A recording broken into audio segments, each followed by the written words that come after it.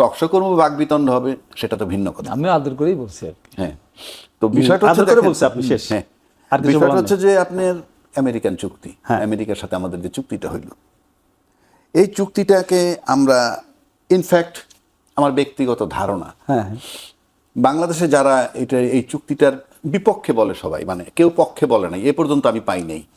আমি যে পক্ষে বলবো তাও বলছি না, কিন্তু আমার ধারণা যতজন এই ইয়েতে চুক্তিটা নিয়ে কথা বলছে তার ভিতরে কেউ পড়ে নাই। যদি 100 লোকে এই মানে কথা বলে থাকে, 1-2 জন হয়তো একটু পড়তে পারে। আমি নিশ্চিত যে আর কেউ তা পড়ে নাই। আপনি নিশ্চয়ই পড়েছেন। আমি অনেক পড়ছি তা বলবো না। আচ্ছা, আমি কতগুলো জায়গায়, যেখানে একটা সময় যখন বলল, ফরিদ আক্তার বলল এক সময় যে এই চুক্তিটাকে বাতিল করা যাবে, রিভিউ করা যাবে, অ্যামেন্ডমেন্ট করা যাবে, ইত্যাদি ইত্যাদি আছে। চুক্তির ভেতরে নাকি চুক্তি থেকে বেরিয়ে আসে বা চুক্তি? না, চুক্তির ভিতরেই আছে এই ক্লজগুলো। হ্যাঁ, ক্লজগুলো নিশ্চয়ই আছে। খলিল সাহেব যখন বলল বিএনপি, জামাত এদের সম্মতি, এনসিপি আমি ধরলাম না, এনসিপি ধরলামই না, নতুন দল, ঠিক আছে, তারা ওদের ধরলামই না। জামাত বিএনপি তাদেরকে জানানো হয়েছিল, তাদের সম্মতি নিয়ে করেছে, এটা হলো তার বক্তব্য। এই কারণে কি সংসদে এসব নিয়ে কথা হয় না? না, আমি বলছি এটা বলেছেন উনি। আচ্ছা, তাহলে দুইটা বড় দলের সম্মতি নিছে, তখন বড় দল বলতে বিএনপি কি আমি মিন করব, কারণ পাওয়ারে আসার সম্ভাবনা যে দলটার, আমরা সবাই জানতাম যে বিএনপি আসবে, সুতরাং তার সম্মতিটা একটা ফ্যাক্টর। এখন এই সম্মতিটা, এখন আসেন সেই চুক্তিটা, এই জন্য আমি বলছি চুক্তিটা আসতে হবে। আচ্ছা, বিএনপি কিন্তু আনুষ্ঠানিকভাবে বলে নাই যে আমি সে জায়গায় আসতে দিয়েছি, একমাত্র জামাত বলছে, গরিমসি করে দিয়ে এক বলছে। ইনফ্যাক্ট জামাত বললেও কিছু আসা যায়, না বললেও কিছু আসা যায়। কেন বলছি? সম্ভাবনা ছিল 100% বিএনপি ক্ষমতায় আসবে, সুতরাং তার সম্মতিটা ছিল গুরুত্বপূর্ণ। এখন আসেন তর্কের খাতিরে আমি বলি, ধরেন হাবিব ভাই বলুক বা XYZ যারাই বলুক, বিএনপির এই চুক্তিটার বিরুদ্ধে যখন বলতেছে, এত আলোচনা হচ্ছে, এই চুক্তির কথা বলে বাকিটা বলি। এই চুক্তির ভিতরে 6-2 আর্টিকেল পরিষ্কার বলা আছে মডিফিকেশন অ্যান্ড অ্যামেন্ডমেন্ট। মডিফিকেশন করতে পারবেন, অ্যামেন্ডমেন্টও করতে পারবেন, সেটাই চুক্তির ভেতরেই আছে। হ্যাঁ, 6.2 আর্টিকেল 6.4-এ বলা আছে এনফোর্সমেন্ট। এনফোর্সমেন্ট কি করবেন? সেটা হইল একটা অ্যাডমিনিস্ট্রেটিভ অর্ডার 14,257 অফ এপ্রিল 2025। এইটা হইল, আমরা যেমন গেজেট করি, আমেরিকাও সেরকম একটা গেজেট প্রজ্ঞাপন করছে এইটার উপরে।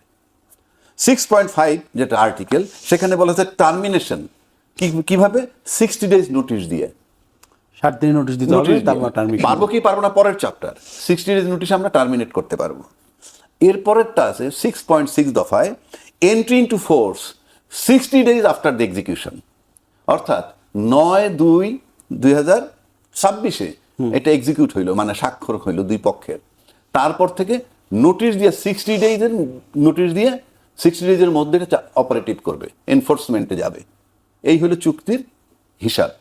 তাহলে 9/2/2026 কিছু হয় নাই, চুক্তিটা এনফোর্স হয়েছে এই সরকার আসার পর।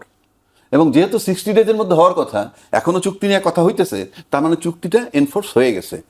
আমরা কিন্তু জানি না বলতে কি, পার্লামেন্টে উত্থাপন করা যেত, যেহেতু এই ক্লজগুলো আছে।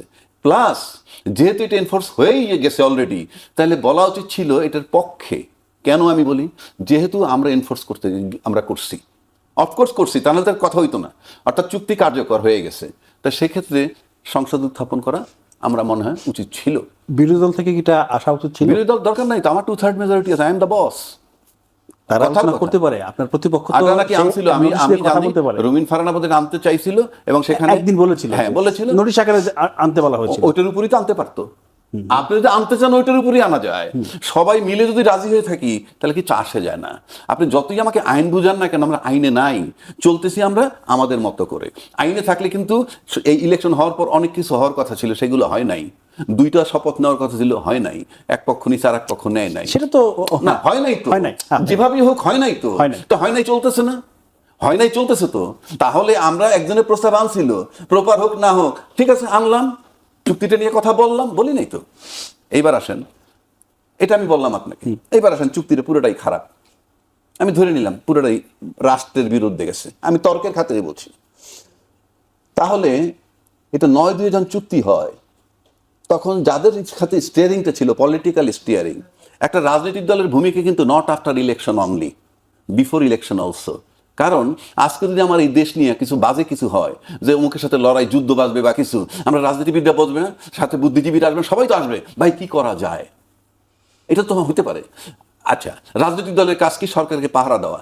এখন আনইলেক্টেড গভর্নমেন্ট ছিল, তাকেও পাহারা দেওয়ার দায়িত্ব কিন্তু রাজনীতিবিদদের। উনি যখন এটা করতে যাচ্ছে তখন রাজনীতিবিদদের নৈতিক দায়িত্ব ছিল কঠিন পাহারা দেওয়া। সেটা কি? সেটা কি? জি। সেটা কি? আপনি একটা চুক্তি করতে যাচ্ছেন যেটা কোনোভাবে গ্রহণযোগ্য না। এখন আপনি তখন ভাবেন যে এইটা যদি বাধা দেয় তাহলে আমার ইলেকশন পিছিয়ে যেতে পারে, তাইলে আপনি কি ইলেকশনের জন্য এখানে আসছেন? রাষ্ট্রের চেয়ে আমার ইলেকশন বড়। আমরা যদি সেদিন তাকে কঠিনভাবে বাধা দিতাম যে উনি কিন্তু এই চুক্তি করতে যাচ্ছে, আমরা জনমত তৈরি করতে, ইউ জাস্ট গো। যে কেউ বাধা ধরন কেউ দেয় নাই, কিন্তু যারা দায়িত্ব ছিলেন, যে ইন্ট্রিম, তারা কি এই ধরনের চুক্তি, তাদেরকে তো ভোট দিয়ে আপনি নির্বাচিত করেন নাই। ভোট দিয়ে নির্বাচিত নয় এমন সরকার, তারা এমন চুক্তি কেন করলো? তাদেরকে কিছু বলছেন না কেন? আরে ভাই, কে বাধা দেয় না, কে কি করলো না, আপনি সেটা কেন? আচ্ছা, সেটা তো আসছে আমি কেন? সেখানেও আসতেছি। আমরা যে বিগত 15 বছরে যে লুটপাট করে চলে গেছে না, সবাই তো আমরা এডমিট করি, সবাই এডমিট করি, ভাইয়েরাও এডমিট করে, কি রাস্তায় দাঁড়াইতে পারে নাই, নির্মমতা, নির্যাতন অস্বীকার করতে পারবে? এটা তো পারে না, তো অস্বীকার করতে পারেন না তো। অর্থাৎ যে অপকর্ম করে চলে গেছে তার বিচারটা কে করবে? পরবর্তীতে যে আসবে। আমরা কি তার করতেছি? ভাইরা দিয়ে আদৌকে তাকে স্পর্শ করতেছে? সেই রাষ্ট্রপতি বহাল। আপনি বলবেন সাংবিধানিক সংকট হবে, মেনে নিছিলাম, এখন তা আপনি তো তাকে নিয়েই আসেন রে ভাই। এক, দুই, এই ভাইয়েরা বিরোধিতা করলো কি খলিল সাহেবকে রাখা যাবে না উপদেষ্টায়। সেই খলিল সাহেব তো, সেই খলিল সাহেব আপনাদের সাথে বহাল তবিয়তে আছে, ইউ আর সিটিং টুগেদার। এটা হাবিব ভাই বলুক না, আপনি তাহলে আপনি খালি নিজেরা রং অর্ডারে থাইকে রাইট অর্ডার খুঁজবেন, এটা তো হবে না রে ভাই। এইবার আসেন আমরা চুক্তির জায়গায় এবং জিও পলিটিক্স এর কথা যেটা চলতেছে। একটু বিরতি নিয়ে এসে রাজ্যকে ভাই, কথা শেষ হইল না তো? আচ্ছা ঠিক আছে, তাহলে বিরতি নিয়ে আসেন। আচ্ছা বিরতি নিয়ে আসেন, কারণ এটা খুব ইম্পর্টেন্ট। কারণ আর একটা প্রশ্ন আমি ভুলে যাবো, আমি হাবিব ভাইকে প্রশ্ন করতে চাই, আমি যদি ভুলে না যাই। ধরেন এই চুক্তি থেকে বেরিয়ে আসার ক্ষেত্রে ডিপ্লোম্যাটিক এবং পলিটিক্যাল কস্ট একটা আছে, সেই জায়গাটা একটু জানা দরকার। নিশ্চয় একটা কস্ট আছে এখানে, যে এটা ডিপ্লোম্যাটিক নিশ্চয় একটা জায়গা আছে, রাজনৈতিক একটা জায়গা আছে, সেই জায়গা নিয়ে একটু আপনি বলবেন বিরতির পরে এসে। দর্শক একটা বিরতি নিচ্ছে, ফিরছে শীঘ্রই সাথে।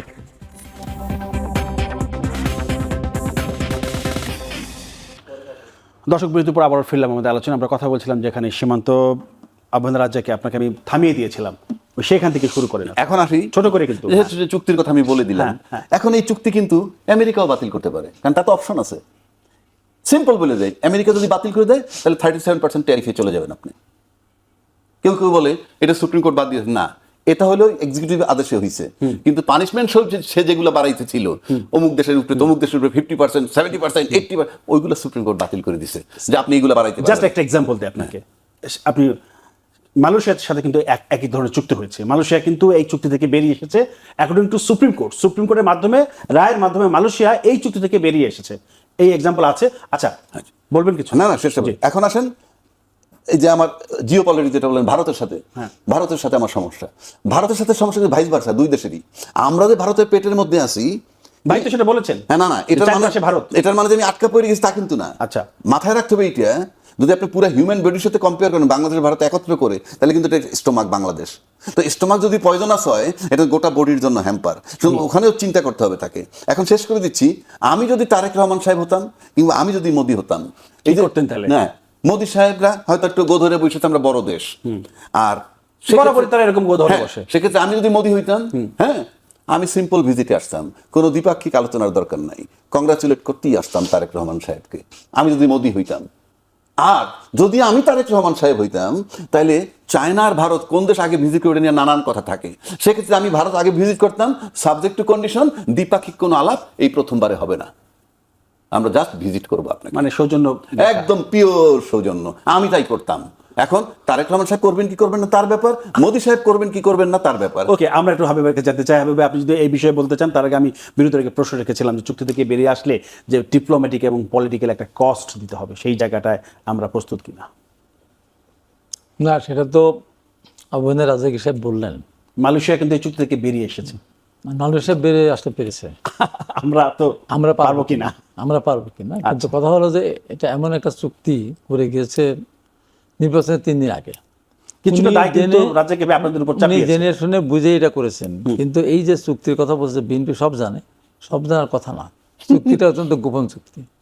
গোপন থাকা চুক্তি, সেই চুক্তি বিএনপির কাছে ও তুলে ধরে বিএনপি সম্মতি দিয়েছে বলে আমি অন্তত মনে করি। মানে বাতাসে কথা ছিল এরকম যে এরকম কিছু একটা হতে যাচ্ছে। বিএনপি জানে, জামাত জানে, বলছে না? সেটাও officially বলে দিলে হয়। জামাতের আমি স্বীকার করেছে না? জামায়াতের আমি আমি প্রথম অস্বীকার করছে, তারপর নায়েবে আমি ডক্টর তাহের আমরা স্বীকার এটার করেছে। সাথে নাই, আমির তো স্বীকার করেছে। আচ্ছা, নাম্বার ওয়ান স্বীকার করেছে যে আমরা এটা জানি না। এখন দেখেন যে চট্টগ্রাম বন্ধ নিয়ে যে চুক্তিটা করলো, এই যে বিদেশিদের হাতে তুলে দেওয়া, বলেন কি বললো, এই চুক্তির বিরুদ্ধে যে কথা বললো তাদের বিরুদ্ধে ব্যবস্থা নেওয়া হয় বলেছে না? বলেছিল। ওই চুক্তির পক্ষে আমরা ছিলাম না তো। তারপর তো করে গেছে। এই যে জিনিসগুলি বিগত সরকার যেটা করে গেছে, তাদের তো কোনো জনগণ দায়বদ্ধতা ছিল না। সেটা আমি তো জিজ্ঞাসা করলাম, তার হ্যাঁ, নির্বাচন দায়বদ্ধতা সরকার ছিল না, হ্যাঁ। জনগণের ভোটের তো সরকার এই ছিল না, কাজগুলি করা কিন্তু তাদের আপনার তো মোটেই জনগণের উচিত ভোটের না। সরকার। এমন একটা জায়গায় চুক্তি না করলে একরকম, করার পর বেরিয়ে আসে কিন্তু আরেক রকম। এখানে এই চুক্তির মধ্যে যতগুলি শর্ত আছে, যেমন একটা আছে যে এই আচ্ছা হাবিব চুক্তিতে, ভাই, একটা মজার জিনিস, চুক্তি করা কঠিন না চুক্তি থেকে বেরিয়ে আসা কঠিন? চুক্তিতে বেরিয়ে আসা কঠিন, আচ্ছা জি বলেন। চুক্তিতে বেরিয়ে আসা কঠিন। তারপরে নাম্বার ওয়ান, রাষ্ট্র সারা পৃথিবী যারা নিয়ন্ত্রণ করে তাদের কাছ থেকে। এখানে দেখেন আমাদের যে সমস্ত আমাদের ধরনের যে প্রোডাক্ট যেগুলো আমাদের মেনলি, ওখানে আমরা কি পাঠাই, পোশাক শিল্পই আমাদের ওখানে মেন বাজারটা। তারা হয়তো ট্যারিফ বাড়িয়ে দেবে, বা তাদের যে ট্যাক্স, আমাদের যে এমনিতে আমাদের উপরে কতগুলি জিনিস দিয়ে আছে। এখন কথা হলো, আমরা তাদের কাছ থেকে আমাদের অনেকগুলো জিনিস ইম্পোর্ট করতেই হবে। যেন আপনার গরু মাংস বলেন না, শুকুরের মাংস বলেন না, যাই বলেন, যে সমস্ত প্রোডাক্টগুলি আছে, শুকুরের চর্বিযুক্ত প্রোডাক্টও আপনাকে এখানে আপনার টেস্ট ছাড়াই আপনাকে নিতে হবে।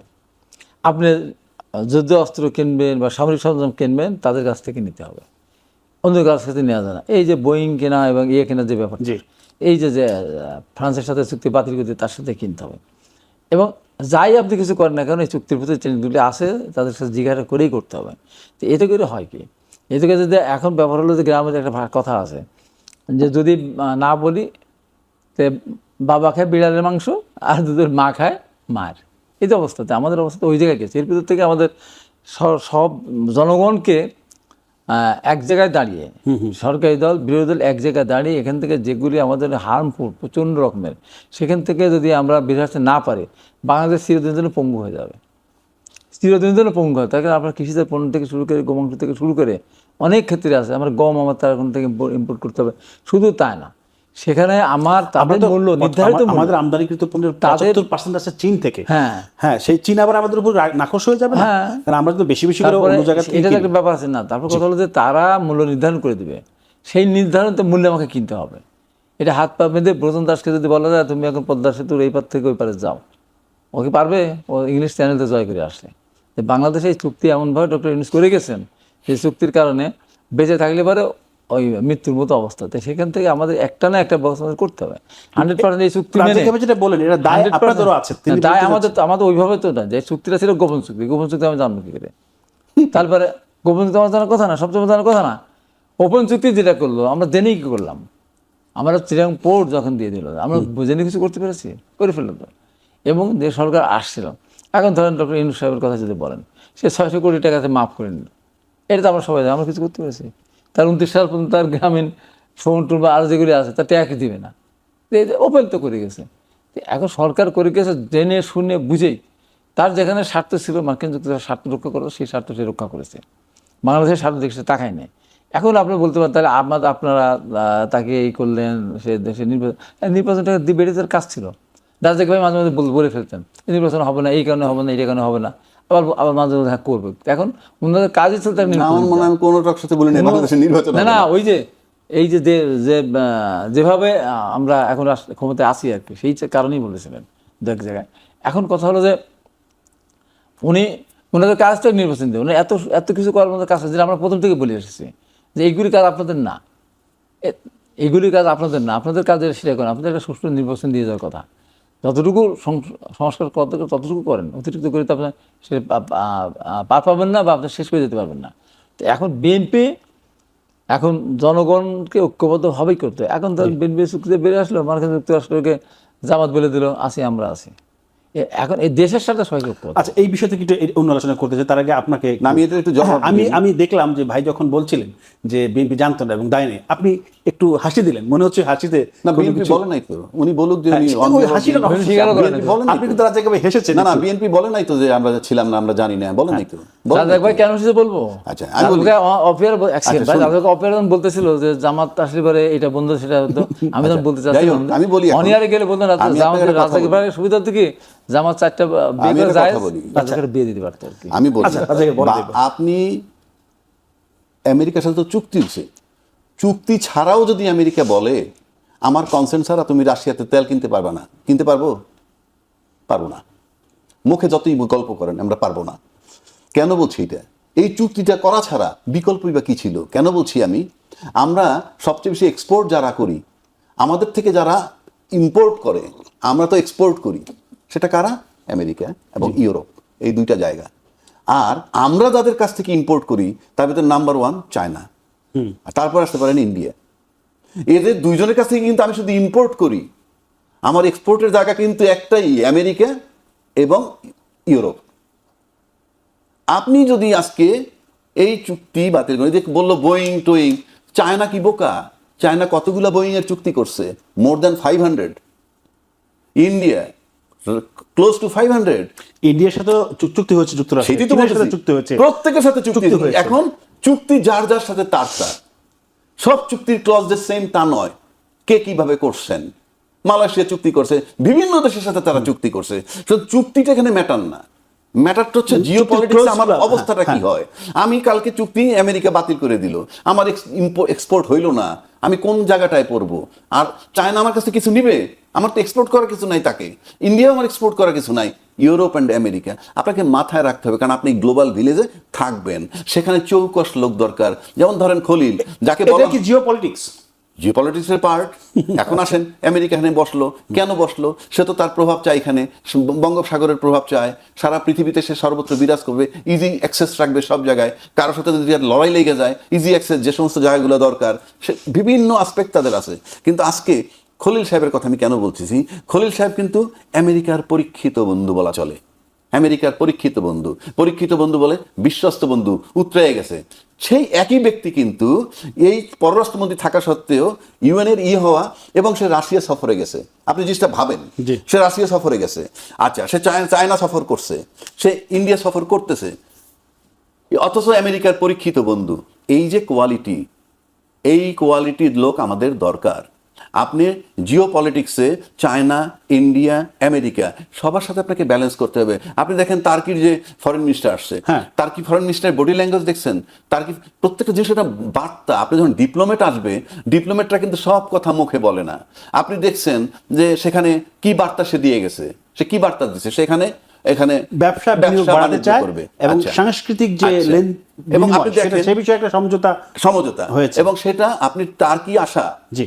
আর আমেরিকা আসার ভিতরে আমি খুব একটা পার্থক্য পাই না, আমি ব্যক্তিগতভাবে। এটা যদি আপনি জিও পলিটিক্সের সাথে সম্পর্কের ক্ষেত্রে ধরেন, এখন বাংলাদেশ হলো যেহেতু ভারতের পেটের মধ্যে, এখানে টার্কি কি করবে, টার্কি যা কিছু করুক, এটা ইন্ডিয়ার জন্য চিন্তার কারণ আছে? নাই যে তা না।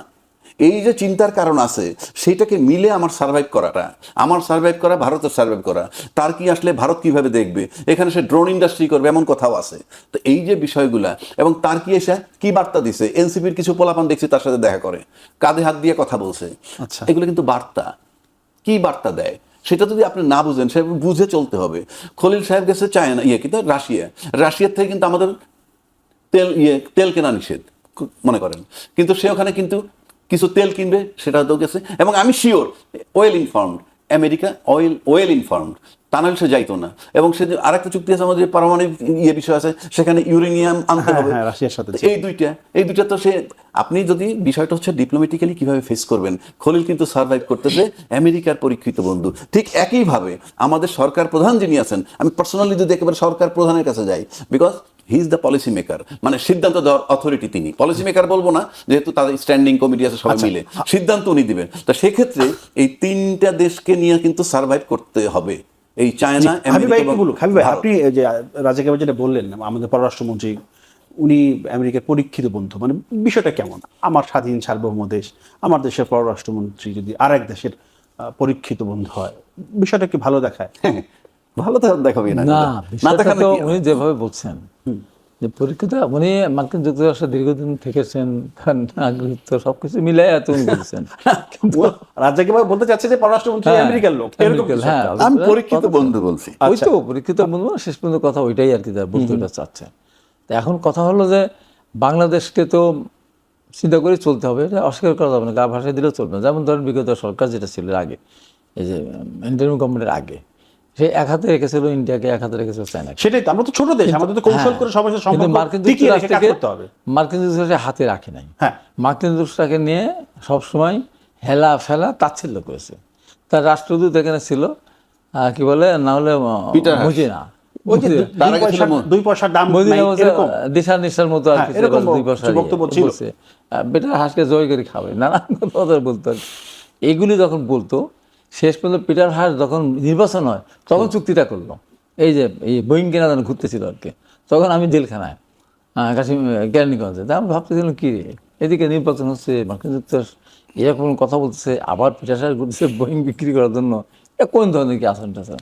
তো একটা জিনিস আমরা বলতাম, মার্কিন যুক্তরাষ্ট্র কি যে করে আর কি যে না করে সেটা তাদের একটা নিজের, এই মানে এই না, তার যে অপমান, তাকে যে অসম্মান করেছে, এই হাঁস মুরগি বলে বা কাজে মজিনা টজিনা বলে, তাদের মনের ভিতরে এটা গেঁথে আছে। তারা শেষে গিয়ে আমার ওখানে গ্রামের একটা কথা হাজি ছিল, তো বলছে নিচে পড়ে গিয়ে এমন সিমটি মারবো ওদের সারা জীবন মনে থাকবে। মার্কিন যুক্তরাষ্ট্রের কথাটা ওইভাবে মনে রাখে। এখন আমার কথা হলো যে আমাদের দেশকে সামনে দিকে এগিয়ে নেওয়ার জন্য আমার চোখ কান খোলা রেখে করতে হবে। তারেক রহমান আমাদের বর্তমান প্রধানমন্ত্রী, উনি দীর্ঘদিন ইউরোপে ছিলেন, ওখানে থাকার পরে কিছু অভিজ্ঞতা ওনার আছে, ওনার যে নতুন নতুন আইডিয়া, এই আইডিয়াগুলো কি আমাদের কাছে ছিল, নতুন নতুন কিছু কিন্তু ভালো ভালো দেশের হ্যাঁ, অনেক আইডিয়া অনেক আইডিয়া উনি নিচ্ছেন, অতএব কিছু কাজও করছেন, ওনার কাজ শুরু কাজ হয়েছে, হচ্ছে, শুরু বোঝা হচ্ছে। যাচ্ছে। এবং এবং এবং ওনার মাথার ভিতরে ওগুলি আছে, উনি কীভাবে সামনের দিকে এগিয়ে নিতে হবে দেশটাকে। আজকে ধরুন খলিল সাহেবকে উনি পররাষ্ট্রমন্ত্রী করেছেন, আজকে যে এতে যে নির্বাচিত হলো, এটা সবাই নির্বাচিত হলো না, এটা তো একটা মেকানিজম ছাড়া কেটে হয়েছে। না, নিশ্চয়ই মেকানিজম ছিল, অবশ্যই ভোট মেকানিজম হয়েছে, হয়েছে। ভোটের সাথে 40 বছর পরে আমরা না না, এই যে যেটা আমি বলি, এটা বড় অর্জন। ওনার একটা কমপ্লিমেন্ট দিই আমি। আপনি এই যে খলিল সাহেব আজকে জাতিসংঘের সেশনের জন্য যে প্রেসিডেন্ট হয়েছে, এইটা আপনি মনে করেন, এখানে মনে করেন যেমন উনি কি বলছে, আমার প্রিয় প্রধানমন্ত্রী, আমার প্রিয় প্রধানমন্ত্রীর অবদান এখানে আছে। এটা তো একটা বিশাল ব্যাপার। প্রধানমন্ত্রী সে এমনভাবে অ্যাট হার্ট অ্যাকসেপ্ট করছে এক জিনিস। আবার বিএনপি, মানে আজকে এই তারেক রহমান সাহেবের ক্যারিশমা বলেন যাই বলেন, কেউ না চিনুক, তারেক রহমান সাহেব চিনছিলেন। কেন বলি, যখন এখানে বসে বিএনপি ঢাকা, মানে অর্থাৎ তখন তিনি লন্ডনে, বিএনপি ঢাকা যখন খলিলুর রহমানকে উপদেষ্টা পদ থেকে বিদেশি নাগরিক বইলা যাচ্ছে তাইভাবে বের করে দেওয়ার কথা বলে, অন্য উপদেষ্টার কথা বাদই দিলাম কারণ তারা এখন নাই, ঠিক তখন ইউনূস সাহেব যখন লন্ডনে গেলেন, তারেক রহমান সাহেবকে কিন্তু রিসিভ করছে এই খলিল। এবং সেদিন আমার মনে হয় তারেক রহমান সাহেব চিনতে পারছিলেন খলিল সাহেবরে, যে তাকে দরকার আছে। এবং তার এই পছন্দটাকে এই মুহূর্ত পর্যন্ত আমি সাংঘাতিকভাবে প্রশংসা করছি যে হি টুক এ রাইট ডিসিশন খলিল সাহেবকে এই অ্যাপয়েন্টমেন্টটা দিয়ে। সে একটা চৌকস লোক। আমি সেকেন্ড কোনো ম্যান এই মুহূর্তে বিএনপিতে দীর্ঘ 17 বছরের আন্দোলনে দেখছেন না, আমি মনে করি তারেক রহমান সাহেব খুঁজে পাননি। আচ্ছা, বিরতির পরে সে আলোচনা একটু করতে চাই। দর্শক, একটা বিরতি নিচ্ছি, ফিরছি শীঘ্রই, সাথে থাকুন।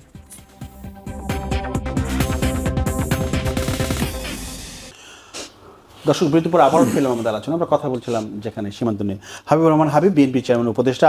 আমরা তো আসলে জিও পলিটিক্স এবং সীমান্ত মোটামুটি কথা বলেছি, একটু ভিন্ন বিষয়ে কথা বলতে চাই। গতকালকে বিদ্যুৎ মন্ত্রী সংসদে জানিয়েছেন দেশে বিদ্যুতের কোনো ঘাটতি নেই। তো বিদ্যুতের যদি ঘাটতি নাই থাকে, তাহলে শহরের চেয়ে গ্রাম অঞ্চলে অনেক বেশি লোডশেডিং হচ্ছে। আপনি দরকার এখনই ফোন দেন, আপনার গ্রামে এখনই ফোন দিতে পারেন যে আসলে আজকে কয়বার বিদ্যুৎ গেছে আর কয়বার আসছে। তো যদি বিদ্যুতের ঘাটতি নাই থাকে, তাহলে লোডশেডিং কোথা থেকে আসে, মানে এটা কেন হয়? না, বাংলাদেশ তো বিগত সরকারের সময় থেকে শুনে আসছি 29,000 মেগাওয়াট বিদ্যুৎ উৎপাদন সক্ষমতা রাখে। আমি কিন্তু বারবার বুঝলাম সেই সময় সঞ্চালন লাইনের আমার ক্ষমতা আছে 13,000 মেগাওয়াটের বেশি না। তাহলে আমি ওই বিদ্যুৎগুলো কি উদ্বৃত্ত বিদ্যুৎ কি করবেন? উদ্বৃত্ত বিদ্যুৎ রাখার জিনিস গোলাম রাখা যায়, গোলাম রাখা যায় না, রাখা যায় না। এখন আমাদের সঞ্চালন লাইন তো ওইগুলো নাই, ওইগুলো নেই যেহেতু, সে কারণে আপনার বিদ্যুতের সংকট নেই, কিন্তু সঞ্চালন লাইনের অভাবে তারপরে আপনার লোডশেডিং হচ্ছে না তা না। আমি তো অস্বীকার করি লোডশেডিং হচ্ছে না তা কিন্তু না, আমরা এখনও ওই পরিপূর্ণ সক্ষমতা অর্জন আমরা করতে পারিনি। তাই যদি না হবে তাহলে আমরা কেন সোলারের দিকে ঝুঁকতেছি? নতুন নতুন করে চুক্তি ছিল না। আমরা এখানে যা একটা আছে, জাপান থেকে একটা টেকনোলজি আসতেছে, যেগুলি আপনার হলো ওই যে ময়লা আবর্জনা যেটা আমাদের বর্জ্য যেটা, সেখান থেকে কিন্তু বিদ্যুৎ উৎপাদনের যথেষ্ট সম্ভাবনা রয়েছে। আমার কাছে একটা আমার প্রস্তাব আসছে, এরকম প্রজেক্ট প্রকল্প অনেক শুনি আমি, আসতেছে কিন্তু না। দিন শেষে জানি কোথায় না হারিয়ে যায়। দিন শেষে সবাই যাচাই বাছাই হয়তো চলতেছে, কিন্তু ওইটা কিন্তু ভালো একটা প্রজেক্ট হতে পারে যে সেটা দিয়ে এই পর্দা দিয়ে বিদ্যুৎ উৎপাদন হবে, এবং এখান থেকে তার হলো বাই প্রোডাক্ট কয়লা উৎপাদন হবে। কয়লা, যে কয়লাটা যে কয়লা আমরা ইম্পোর্ট করি তার চেয়ে শক্তিশালী। আচ্ছা, এই প্রযুক্তি কিন্তু এসে গেছে অলরেডি, তার মানে শুরু হয়ে গেছে। আমাকে জাপান থেকে ইদানিং একটা লোক এসেছে, সে আমাকে এই প্রযুক্তির কথা বললো। আর যেটা আপনার সোলার তো ধরেন এখন সারা পৃথিবীতে এখন সোলারের একটা চলতেছে। বাংলাদেশে তো কিন্তু সোলার অনেকগুলি প্ল্যান্ট, মানে সোলার আমার পাবনাতে হচ্ছে। আমাদের তো ঢাকা এখন শহরে প্রত্যেক ছাদে ছাদে সোলার হ্যাঁ, আছে। এখন সব এটা প্রত্যেক বাধ্যতামূলক, নিতেই হ্যাঁ, নিতেই হবে। না নিলে লাইন দিবেন না লাইন আপনারা। দিতে হ্যাঁ, হবে। এই যে অবস্থা, এই ঘাটতি আছে বলে তো সবগুলো যদি আমি দিতে পারতাম তাহলে তো আমার বাধ্য করতাম না। বাধ্য কি করতাম? আচ্ছা, বিল্ডিংগুলি। এই জন্য বলি যে আমি একবারে যদি মনে করি যে আমার সব সমস্যার সমাধান হয়ে গেছে, তো সম্ভব না। তারপরে ক্রাইসিস, যে নতুন যে ক্রাইসিস, যেটা বিদ্যুৎ কী দিয়ে উৎপাদন হয়, বিদ্যুৎ পেট্রোল দিয়ে হয় না, অকটেন দিয়ে হয় না, ওইটা হলো কী দিয়ে, ডিজেল, তারপরে কিছু ওই যে যেগুলো চুক্তিভিত্তিক যেগুলো ছিল, ওটা কী বলে, এই যে মাঝখানে যে ফার্নেস অয়েল দিয়ে হ্যাঁ, রেন্টাল, যেটা কুইক রেন্টাল প্রজেক্ট যেগুলো ছিল। তো এই জন্য বলে যে এই ক্রাইসিসগুলো আমাদের আছে। আচ্ছা হাবিব ভাই, জি আমি একটু রাজ্জাক ভাইকে জিজ্ঞেস, রাজ্জাক ভাই 1.5 মিনিট, সেটা হচ্ছে যে মানে এই যে উদ্বৃত্ত বিদ্যুৎ সঞ্চালন লাইনের অভাব, দিতে পারে না, ফলে লোডশেডিং হচ্ছে, এই জায়গাগুলো আসলে এইগুলো হলো যে যত্ন হয় না? এইগুলো হলো আপনি প্রডিউস করবেন, হ্যাঁ। ওভার করে রেখে আপনি ক্যাপাসিটি চার্জ দিচ্ছেন, কাউকে খুশি করছেন, সেই আলাপে আমি যাচ্ছি না। এখন যেখানে সংসদে যে কথাটা হয়েছে সেটা বলছি আমি। এই যে ঘাটতি নাই, এটা রুমিন ফারানা প্রশ্ন রেজ করছিল, গ্রামে 10-12 ঘন্টা করে বিদ্যুৎ থাকে না এভরিডে, এবং সেটাকে বিদ্যুৎ মন্ত্রী বললেন যে এটা সঠিক না, কোথাও লোডশেডিং নাই। আর যদি কোথাও হয়ে থাকে সেটা লোডশেডিং নয়, এই ঝড় বৃষ্টি হইতেছে, তার তোর সিরিয়াস হইতেছে, এই জন্য ওইটা যতক্ষণ তো রিপেয়ার না হয়, এই না, জন্য ঝড় বৃষ্টি ছাড়াও তো যাচ্ছে। আমি বলতেছি, আমি ওনার কাভারেজটা বলতেছি। আচ্ছা, উনি এটা বলেছেন পার্লামেন্টে যে ঝড় বৃষ্টি, যেমন তখন আমার হাসান মাহমুদের কথা মনে হয়েছে, এর আগে যখন আগের সরকারের সময় উনি বলছিল প্রচুর মোবাইল রিচার্জ হয় ডেইলি, এবং এই জন্য বিদ্যুতের ঘাটতি হয়। মানে বাংলাদেশে আমরা একটা অসুস্থ মানসিকতার জায়গায় আছি, খুবই হাস্যকর। এবং তখন রুমিন ফারানা বললো যে আপনাদের কোন ফার্টিলাইজার ফ্যাক্টরি গ্যাস কানেকশন দেওয়ার কথা ছিল, সেই কানেকশন দেয় নাই, 1 তারিখে দেওয়ার কথা ছিল, দেওয়ার কথা সেটা দেয় নাই। দেওয়া হয়নি। তখন আবার বলছে যে আমরা গ্যাস একটু কমে গেছে, আমরা আবার গ্যাস পেলে ওখানে দিবে। ঠিক তখন স্পিকার সাহেব বলছে যে তাহলে আপনি সমস্ত ইনফরমেশন জেনে তারপরে প্রতিশ্রুতি দিবেন, না জেনে একটা যে প্রতিশ্রুতি দিবেন হিসাব নিকাশ করে দিবেন। তখন আমার ওই কথাটা আবার মনে হয়েছে, কোনটা, যে এই যে নির্বাচনের আগে প্রতিশ্রুতি দিছিলেন গণভোটার জুলাই সনদ বাস্তবায়ন করবেন, তখন কিন্তু স্পিকার সাহেব এই কথাটা মনে ছিল না। উনি স্পিকার সাহেব তখন আবার বলছেন নির্বাচনের পরে যদি ভোট না দেয় এই জন্য গণভোটে রাজি হয়েছিলাম। এই হলো আপনি শুভঙ্করের পারে, আপনার যখন রং অর্ডারে থেকে নিচের বটমরে সবাই রাইট অর্ডারে চলতে হবে না, আপনাকে আগে রাইট অর্ডারে আসতে হবে। মৃত্যুর পরে যারা কাক হয়ে জন্মাবে, আমার অত্যন্ত প্রিয় অ্যাডভোকেট রাজ্জাক ভাই, বুঝলেন মৃত্যুর পরে কি, যারা কাক হয়ে জন্মাবে, তাই নাকি? এটা তো জানতাম না। এটা হলো আবার তরিকুল ভাইয়ের কথা, শালা তোমরা উকিল কালাকোট পড়ো, মৃত্যুর পরে শালারা কাক হয়ে জন্মাবে। তার মানে পরকাল সম্পর্কে শুধু জামাত জানে না, হাবিব ভাইও জানে। আচ্ছা, ঠিক আছে। তো সেই রাজ্জাক শুভেচ্ছা। কথা হলো যে আসলে ভূ রাজনীতির ভিতরে বাংলাদেশ পড়ে গেছে না পড়বে। এখন পৃথিবীতে অনেক রাষ্ট্র আছে যেগুলো রাষ্ট্রের মানে জনসংখ্যা 1 কোটি 1 কোটির কম, বহু দেশ আছে না, তারা বিভিন্ন আছে যাদের খুবই কম, ছোট ছোট। সিঙ্গাপুর কতটুকু জায়গা নিয়ে আছে বলেন, আমাদের জেলা সিঙ্গাপুরে তো কোনো গ্রামই নেই, পুরোটা একটা শহর, একটা সিটি। এরকম আমরা এখন ধরেন পার্শ্ববর্তী আমাদের দেশ হলো ইন্ডিয়া, বিশাল একটা দেশ, শক্তি সামর্থ্য জনবল সম্পদ সব দিক থেকে আমাদের চেয়ে বেশি। তার পাশে কি মালদ্বীপ নেই? আছে। শ্রীলঙ্কা আছে না? মালয়েশিয়া আছে না? আছে। পাকিস্তান আছে না? আছে। তো আমরাও কি এত ভীত হওয়ার আমাদের কারণ কি আছে? আমরা আমাদের মতো সোজা যাবো, আমরা কারো ক্ষতি করতে যাবো না, কিন্তু আমাদের কারো ক্ষতি করতে দেবো না। তো সেই জন্য বলি যে আমাদেরও পলিসি তো আমাদের তো প্রায় 4000 সীমান্ত কিলোমিটার।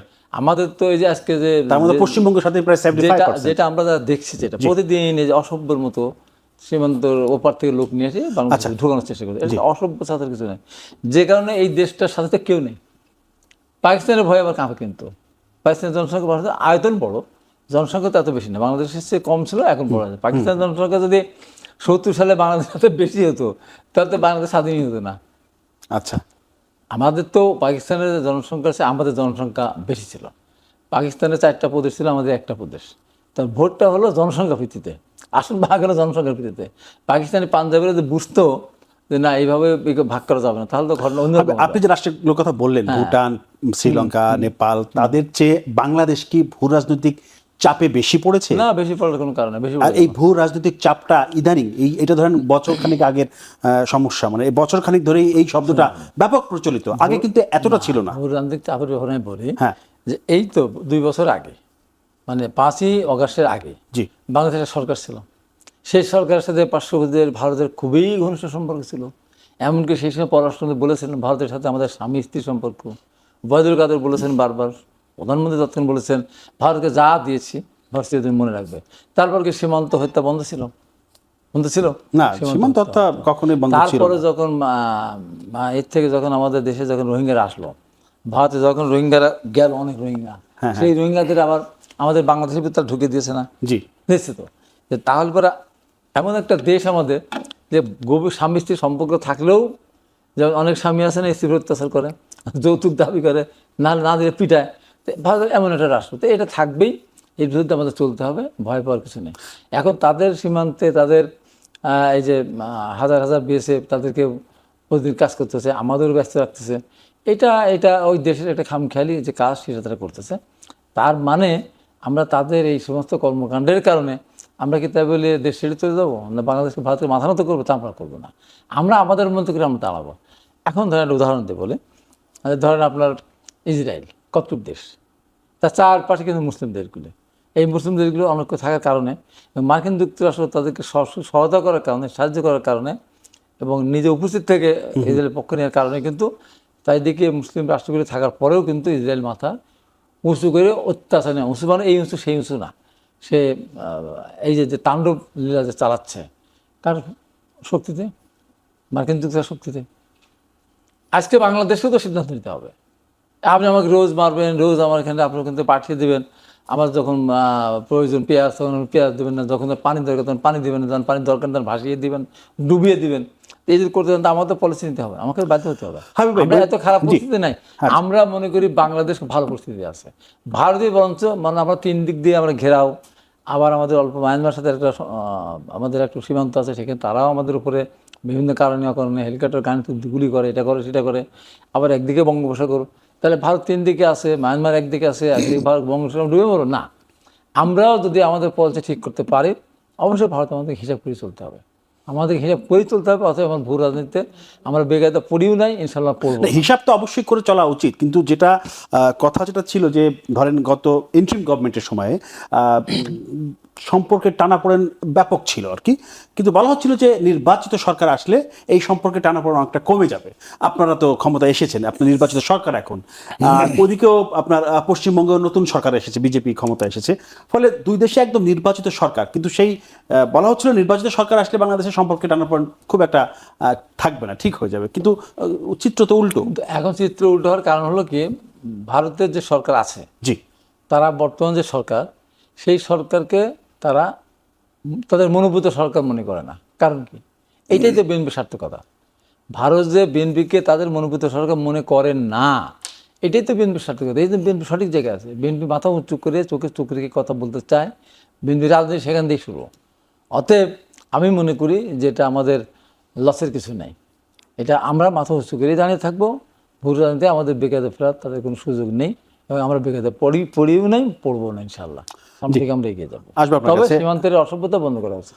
আবহাওয়া রাজাকি ভাই, আপনি তো শুনছিলেন হাবিব ভাইয়ের কথা, আমরা তো যেটা জানতে চাচ্ছিলাম যে জিও পলিটিক্যাল জায়গায় বাংলাদেশ তো খুব একটা ভালো অবস্থানে আছে কিনা এটা আপনি একটু বলবেন, চাপে আছে কিনা বা চাপে পড়েছে কিনা, সেই জায়গাটায় যে ছোট রাষ্ট্র হিসেবে বাংলাদেশ তো একটা চ্যালেঞ্জ আছেই, তার উপরে আবার ধরেন তিনি তো বললেনই ভারত বাংলাদেশের সাথে যুক্তরাষ্ট্রের যে বাণিজ্য চুক্তি হয়েছে, ওই চুক্তি নিয়ে আপনার প্রতিদিন কোথাও না কোথাও আলোচনা হচ্ছে, সমালোচনা হচ্ছে, তো এই চুক্তি থেকে কি বেরিয়ে আসা কি সম্ভব, মানে আদৌ সম্ভব?